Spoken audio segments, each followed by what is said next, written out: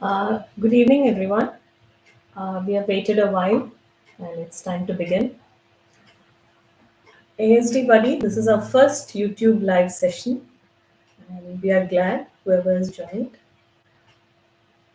We wanted to address something that is very close to the parents of very young children, and very often the most difficult part for them, for children who are, say, between the age of 2 to 5, is basic life skills, because at that time, in that year, in those years, we see that most of the children are learning basic life skills, and that makes a time available for the parent to start teaching them other things. But sometimes in our situation with ASD, we are not able to move ahead and look at other ways of helping the child, because we are still stuck with our time with potty training and food habits and feeding them and cleaning them. We are not able to go ahead and probably have as much fun as other parents are having.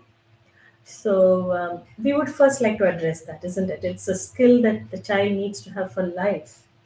So it's a basic life skill. So we will talk about that today. We talk about four basic life skills today. One is potty training. The second we'll talk about is food habits.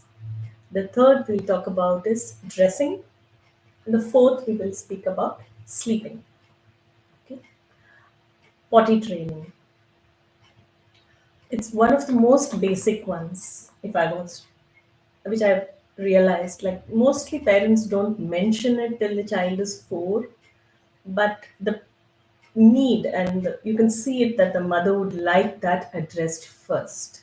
And the moment I say the word potty training, isn't that what you want first? You will very often the mother breaks down saying, yes, that's what I need first. So there are multiple ways, and I'm sure most of you listening have gone to webinars, have read books about it, you have tried many techniques. But in the relationship model, there are a few things that we do differently, and that is why we decided to address this topic today. Okay, so in the relationship model, as you would have seen in the courses, we concentrate on developing awareness in the child. The child should be completely aware about what he is doing, why he is doing, what will it lead to, and that is extremely important for us in the relationship model. So, in that respect, how would you address potty training?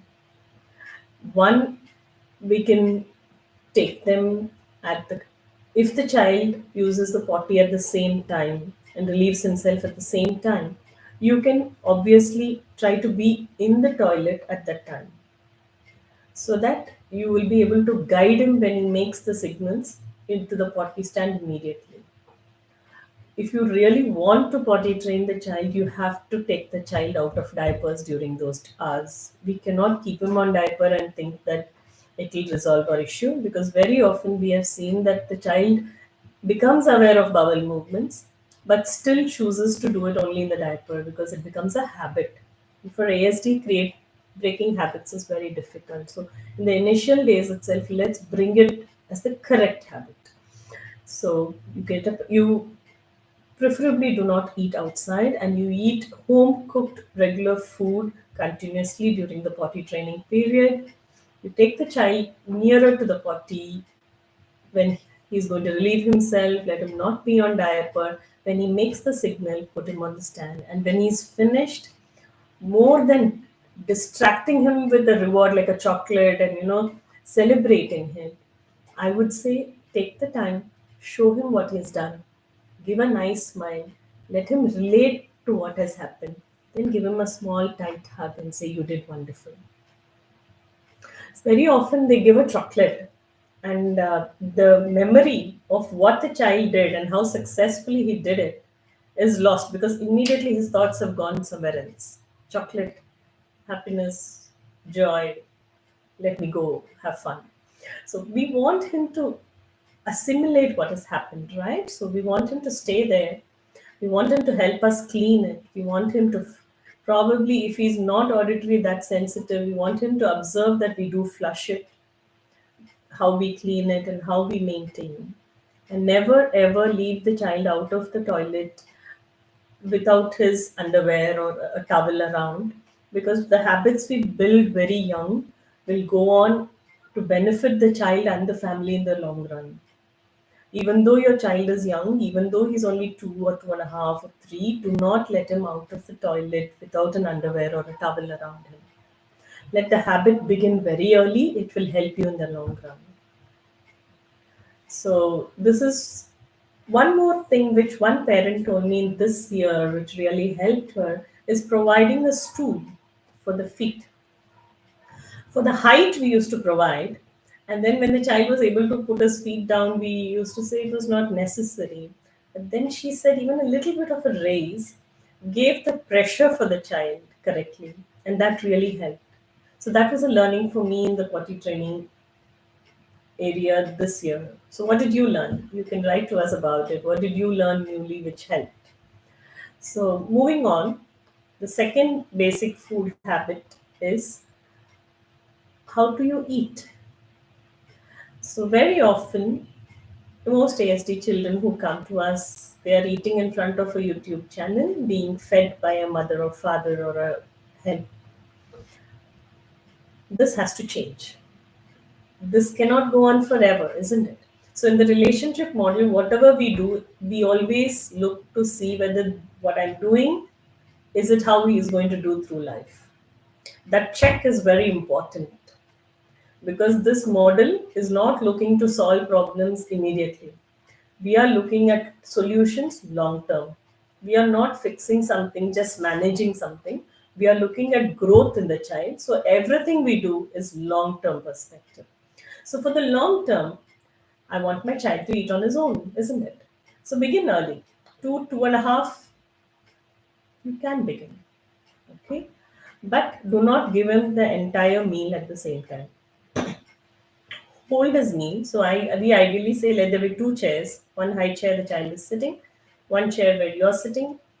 The plate is with you. Okay? Make small parts of it and give him little by little. Do not give him more than 2 bites at the same time. Let him have a plate, put a little bit of food there, and let him eat that first. If he's not eating, help him with his hand and show him that he has to eat on his own. He has to learn to eat on his own. But if you give the entire food on his plate, he's going to play with it. He's going to make a mess and you're going to get upset. So, what we do feel is eating by self can be promoted at a very young age, especially for food which is dry. If it's wet food, I would say you can probably feed him until he's help him feed himself until he's 3. But wet food also you can first initiate with spoon.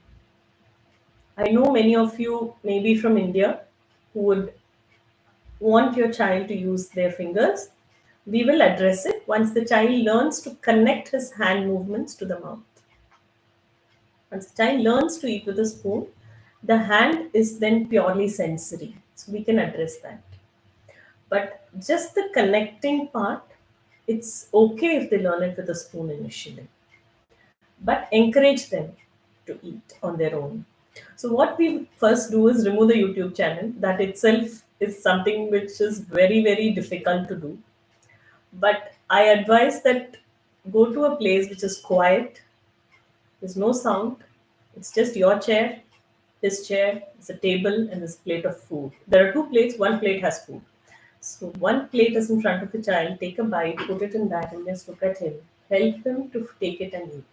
There will be a lot of resistance to begin, but if you do it consistently, I always say in 2 to 3 weeks it will work. Every meal for 2 to 3 weeks. So he will understand that this is how it's going to happen henceforth. Never go back on something which you have done correctly.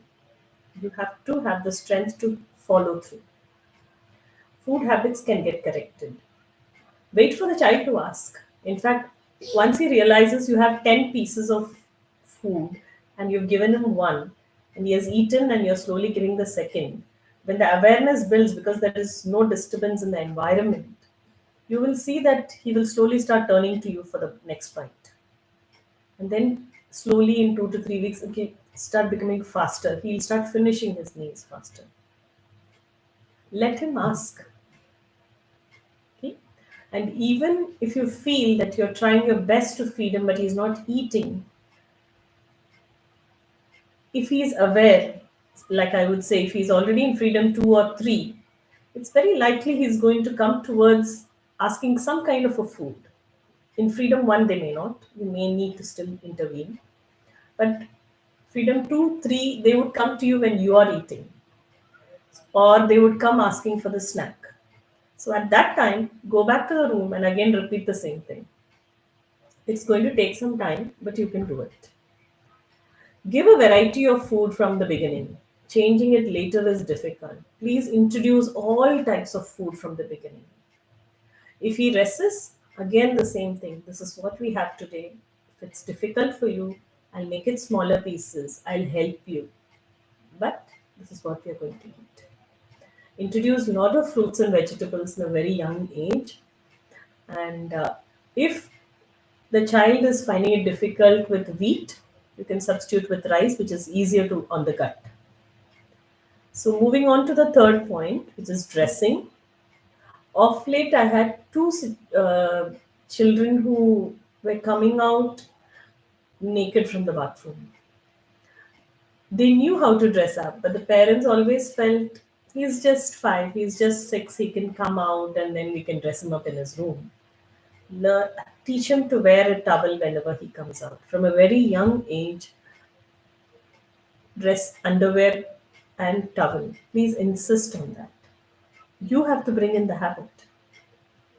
And self help in dressing, obviously, you all have tried. And some of the things you may have missed is uh, you would probably help him put it on and then he would put it in, right? So, what you can do differently probably is the dress is on the bed and you go there and you're waiting for him. Wait for him to look at you. Wait for him to initiate that, okay, this is the next step, let me take that. And when he's wearing it, step back and wait to see when he asks you for the help. When he asks you help. If he's struggling, don't help. Let him ask. These are situations where you can build communication. Let him ask. If he makes a sound, then you help. So, dressing, please, as far as possible, keep them in natural fabrics and check for the tags which are irritating in the back. But keep them in natural fabrics, keep them warm, keep them snuggled. In fact, we all do swaddling of the baby, isn't it? ASD children would so much love it if you do that even when they are older. Sometimes, you get a thick blanket. I know it's in OT, they are suggesting a heavy blanket and a heavy jacket and all that. Obviously, if you want to try that, you can try that. But in a day to day relationship model, it completely believes that you could use what you have in your house first. If it's not possible, then you try other things. So, in my case, we had those thick bed sheets. We would put 2, 3, 4, and then swaddle him for some time. Just lie down next to him and keep him tight for some time. And he would really love that. That is a technique we can use before he goes to sleep. Swaddling. You can still swaddle your ASD child. He would so much love it. And sleep techniques. For children who are not medicated, this is applicable. For children who are medicated, you will have to see how the child is without medication and then come up with techniques. So, when the child is not being medicated and he's still finding it difficult to sleep, uh, obviously it is because he's overwhelmed from what has happened through the day and he's not able to regulate himself and go to sleep, isn't it? So, some of the techniques is you can obviously many of you may have tried playing with him or tiring him in play area. Good techniques. Tiring him in the play area with all those monkey gyms and all that is a great technique. You've tried tiring, but it's not working, it's not sufficient. So, what is it that you can do? So, yet another thing you can do is give some warm water before he goes, give a warm bath, and dry him completely and swaddle him as we spoke. Okay? And keep your hand on the chest of the child. Sometimes I've seen that, the vibrations are so high and slowly, slowly, slowly they settle down. You'll see that it's more rhythmical. And that's when they'll go to sleep. Just put your hand on the chest of the child. And do not try to show him a YouTube video there, obviously. Do not try to talk to him at that juncture. If you have a book to read, let it not have too bright colors and animations and all those Peppa Pig characters. That's not going to put him to sleep. You will have to get something very pastel and very natural in the environment, even in the book. That is what will put him to sleep. So you don't want him getting stimulated in the wrong manner just before he goes to sleep. So you have given him food, you have given him exercise, you have given him a nice bath, you have swaddled him, you have also put your hand on his chest and you're putting him to sleep. He's still finding it difficult, yes, but he will settle. Just do not give any other distraction around. Okay. Hope it was helpful and thank you. Thank you for watching.